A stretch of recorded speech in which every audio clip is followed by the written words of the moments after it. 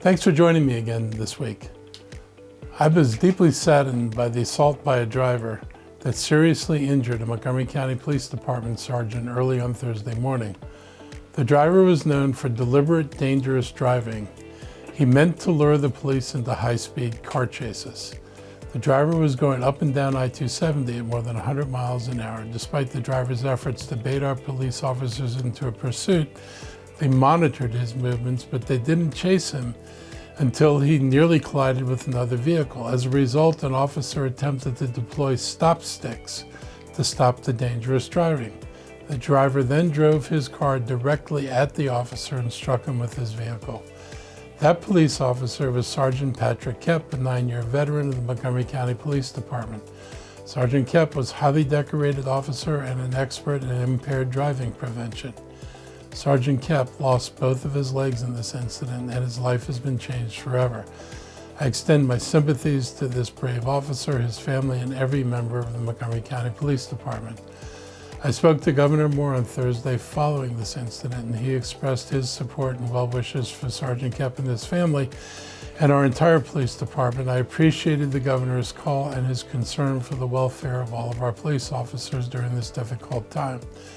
During that conversation, I mentioned to the governor that driving in a manner to bait officers into a police chase needs to have penalties more than just a traffic violation. This behavior should have its own criminal charge. It's dangerous not just for police officers, but for everyone on the road.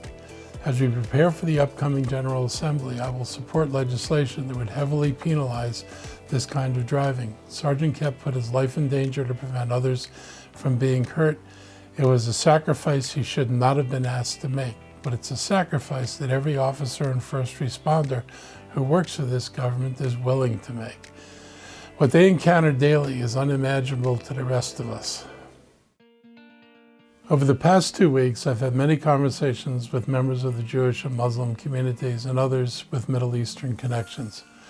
While our diverse communities fear for the safety of their family and friends abroad, they also fear for themselves and their loved ones here at home in Montgomery County, worrying about what horrors could occur here in their neighborhoods, schools, synagogues, and mosques. The recent murder of a 6-year-old in Chicago, as well as a rise in harassment and hateful rhetoric, has heightened these concerns. There are fears that acts of violence could occur here as well. As a local government with significant Jewish and Muslim communities, we're committed to continue to listen to and engage with our residents who are concerned and feeling attacked and vulnerable. People in our community are deeply impacted and suffering because of what has happened in Israel and Palestine. There are county employees who are Palestinian and Jewish who have lost loved ones, and we have neighbors who are afraid to walk down the streets here in our county. We're determined that Montgomery County will remain a safe place for all. I appreciate the County Council for supporting my supplemental request that I sent over last week that will add an additional $100,000 to nonprofit and faith communities security grant program for communities fearing for their safety and well-being, and to be able to access that money quickly. Montgomery County is also the Partnership Fund for Victims of Hate Violence in our Office of Human Rights. It has been part of our community since 1987 to help provide partial compensation for property damage and help victims of racial, ethnic, or religious-based attacks. Individuals and private institutions may be eligible to receive financial assistance from the fund to repair or replace their property if their property was damaged by a hate violence act committed because of race, ethnicity, religion, sexual orientation, or disability, or if the damage was caused by hate violence incidents that occurred in Montgomery County, and prompt application is made to the Montgomery County Office of Human Rights. For more information on the Partnership Fund, please visit montgomerycountymd.gov Human Rights. The deaths of civilians are horrifying, regardless of where they live. The emotional impact on people from the deaths of loved ones who are simply trying to live their lives and harming no one is severely impacting people. Senseless deaths are hard to accept. We will not tolerate any acts of hate by anyone. I'm hoping that all of us can grieve as we need to, but that we can also restrain ourselves from lashing out at our neighbors and friends. What has happened abroad should not change how we interact with people here. And we need our schools to double down on anti-bullying resources for Muslim and Jewish students. Schools should be a safe place for students and should help students to process the hurt and rage they're feeling. We need to support our children who are struggling to make sense of this. And I recommend subscribing to our Montgomery County's Faith Community Advisory Group newsletter, updating the community on matters dealing with organized religious groups and community partners with ties to those groups. The latest letter has good information about county, state, federal, and nonprofit resources to help support communities during these challenging times. You can visit faithmcmd.org to sign up for newsletters or find resources. Producing, preserving, and protecting affordable housing in this county is a top priority of my administration. This week we celebrated the grand opening of the redesigned colonnade at the creek in Tacoma Park. Our partner, MHB, has spent more than a year fully renovating this property. It was built in 1934, and after years of disrepair, plumbing and roofing windows were all issues that needed to be addressed. A total of 96 units were redone. All of the available units will be rented to families making 60% of the area's average median income or less, including 13 units that are meant for families making 30% of the area median income. We're proud of our recent housing accomplishments. Since July, we've closed deals on 6 projects with a total of 754 units from Montgomery County. While each of these projects require different levels of funding, the overall cost of the county is a little over $58,000 per unit. This is just a fraction of what we've done and been able to accomplish over the past few years. We've provided record funding for affordable housing. Over the last 18 months, Montgomery County has been able to produce or preserve over 1,700 affordable units. Multiple additional properties will close in the next few months and be adding more than 1,500 new affordable units. Recently, we closed on another big deal at the Falkland Chase complex in Silver Spring. The plan will convert 177 garden-style apartments into at least 1,250 units. We're investing about $20 million in this project and partnering with Arlington Partnership for Affordable Housing, who purchased the property for $36.5 million. We're making this investment not only so families can afford to stay in their homes, but to create brand new, economical, low-cost housing opportunities for more working families. A successful project here may lead to future collaboration with APAH. The original plan, approved by Park and Planning, would have replaced these affordable units with high-end, expensive housing. So we are really grateful that the APAH acquired this property with the goal of preserving and increasing affordable opportunities that we need in this county badly. This remarkable work is being led by our DHCA department and our director, Scott Bruton. He shares my belief that we cannot sit back and expect the development community to build us out of this affordable housing crisis. If we do nothing, we will watch our affordable housing stock dry up and be replaced with units that too many of our residents will not be able to afford. Fortunately, we are in a position as a county to be creative and to find partners who want to work with us as we strive for a better housing situation for everyone. While we focus on producing and preserving affordable housing, we also must ensure that current tenants are treated with respect and dignity. And this week, I joined Councilmember Kristen Mink at a press conference at the Enclave apartment buildings. The Enclave has one of the worst records in the county when it comes to the number of complaints and inspection failures. And I want to be clear, despite the county's many inspections and many citations, this building refuses to come into compliance.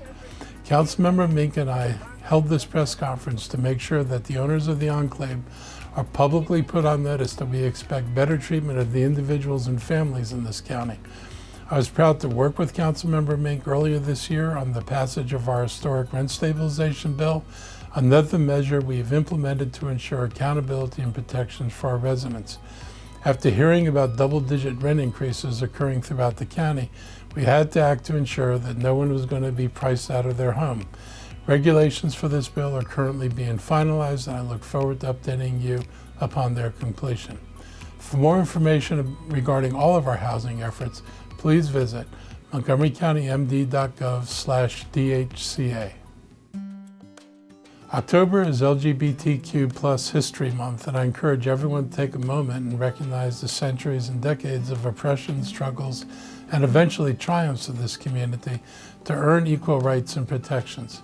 It was only 50 years ago, in 1973, when I was in my early 20s, that the American Psychiatric Association, the largest psychiatric organization in the world, made history by issuing a resolution declaring that homosexuality was no longer a mental illness or sickness.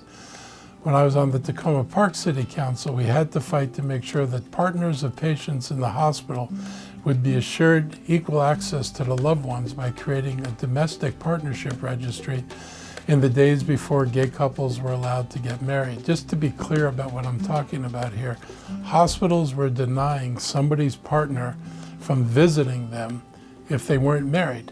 And if the partner, for example, had a mother or father there who objected to the visit by the person's partner, the hospitals were not allowing the partner to come in because they weren't in a quote-unquote legitimate relationship.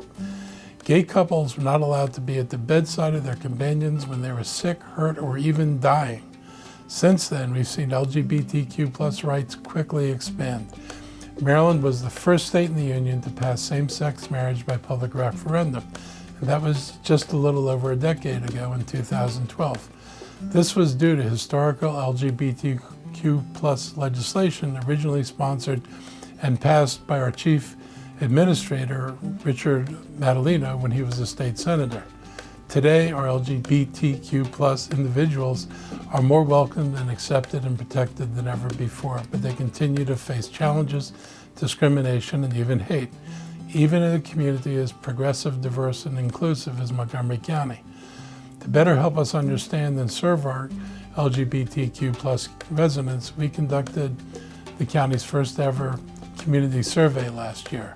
We had over 800 respondents to this survey, which is an incredible response, and I'm grateful to all those who took time to share their thoughts. The survey asked our community whether they felt safe and welcome in Montgomery County, as well as their experiences with housing, healthcare, and interacting with law enforcement. The good news is that 3 out of 4 respondents consider Montgomery County a safe place to live openly as a member of the LGBTQ+ community.